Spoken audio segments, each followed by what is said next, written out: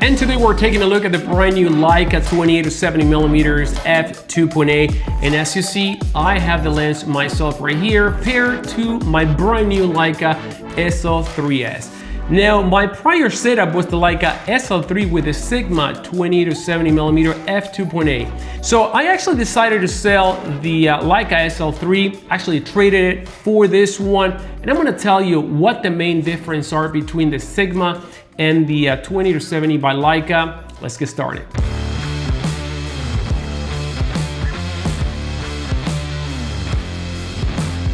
Now, before we continue, subscribe to this channel, like, and comment. I realize that the vast majority of my viewers are not subscribed to my YouTube channel. Now, this gives me a confident boost to continue to produce videos like this one free of charge to you, so thank you for subscribing. Welcome back, and let's talk about the main differences between the Sigma and the Leica version, because these lenses are very, very similar. I actually was at Build this weekend and I got to shoot with this lens, and I got to shoot with this lens under the rain. So first of all, my main setup for photo and video, and I've been doing a lot more of that work for my company Al Crown, has been the Leica SL3 with a 28 to 70 f2.8 Sigma lens. Now, the reason why I love that setup is because it is compact and it is light. I love to shoot Leica cameras, and for me that made a lot of sense. But when it came to video, I would actually shoot with the Sony a7C Mark II or with the FX3. So I would actually carry two cameras for that lifestyle shooting. And I'm like, you know what? It would be really nice to reduce everything to one single camera. So I was toying with the idea about selling my Leica SL3, get a Leica SL3s. Now, when I went to the Leica store, when I saw the lens and I started playing with it, the first thing that I noticed is that the Leica 20 to 70mm performs and it feels a lot more premium. What I mean by this is that the focusing ring, you could actually smoothly rack, zoom in and focus with this lens, for video. And I also love the construction of an aluminum lens. Now, the Sigma version, which I'm actually gonna do a video comparing both, but this one is gonna be a first look into this lens.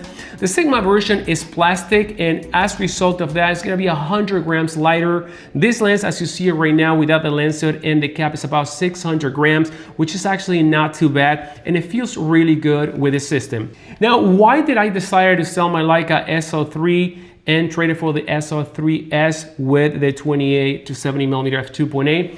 Simple reason is that now this camera has a reliable focus, and honestly, I didn't think that it was going to be much different than the one on the Leica SL3, but I tried it and I was sold.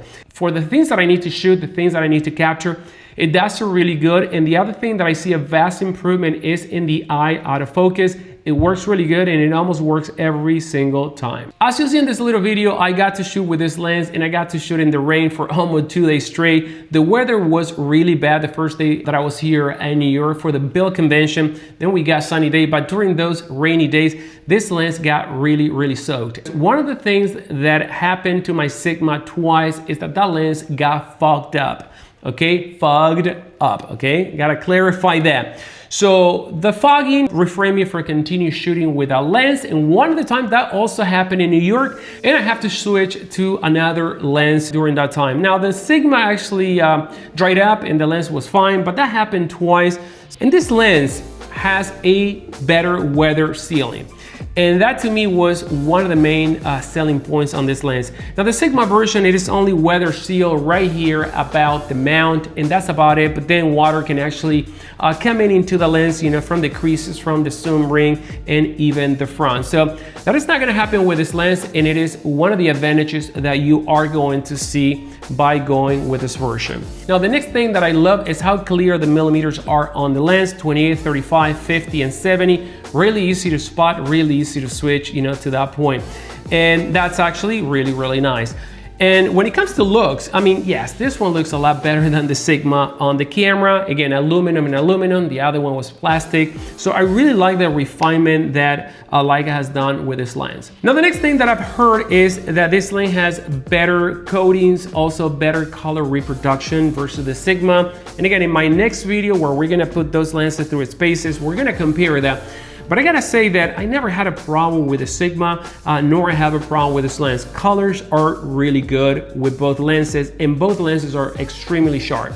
Now, the one thing that I noticed is that this lens has less vignetting when shot wide open than the Sigma version. Comparing this one to the Sigma in terms of weight, when you put it on a Leica SL3, I don't think that you're gonna be able to feel that extra 100 gram that you get from this lens. I've been shooting with this lens for 3 days straight, and I had this all-crown strap that you see right here. This one is the twin pad, and as you see, has this really nice neck shoulder pad that actually splits, and it allows you to distribute the weight to accommodate the ergonomic of your body. And this one is the SL version because it has flat webbing for cameras such as the Leica SL3. This one is 100% handcrafted right here in Miami. And if you actually want to explore and check it out, go to allcrown.com and enter code GShutters10 at checkout for 10% on your next order. Am I happy with this lens, or do I feel that I overpay for this lens? Well, the fact that I can use this lens for photo and video and not having to worry about whether it is rainy or not, to me, that makes the deal.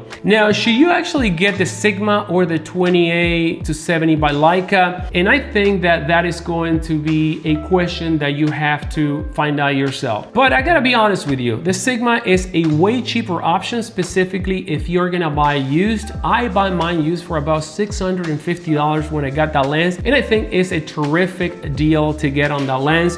And this one, brand new, you are paying about $1,850. I think that's what I paid. But I actually got the lens and the camera, and Leica is running a deal where you pretty much get the lens for free if you're able to get the combo, the Leica SL3S and the 28-70. I got a really good trading value, so it was just a couple of more coins just to get the setup. So now, I personally think that the Sigma is an amazing deal. Image quality, you're not gonna see much difference.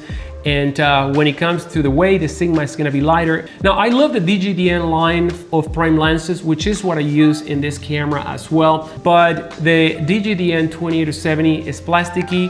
You know, water can actually intrude in the lens, and that to me is a problem. So for me, this lens is a no-brainer. But if weather sealing is something that you are very concerned about, well, this lens is going to overperform the Sigma version. So guys, this was a quick overview in my first week using this lens extensively, day in, day out, under the rain. Of course, I'm gonna continue putting this lens through its paces, and that's gonna be for another video, guys. So, and once again, if you're interested in checking out all the straps that we have, like this beautiful twin pad, handcrafted here in Miami, enter code GShutters at allcrown.com for 10% off.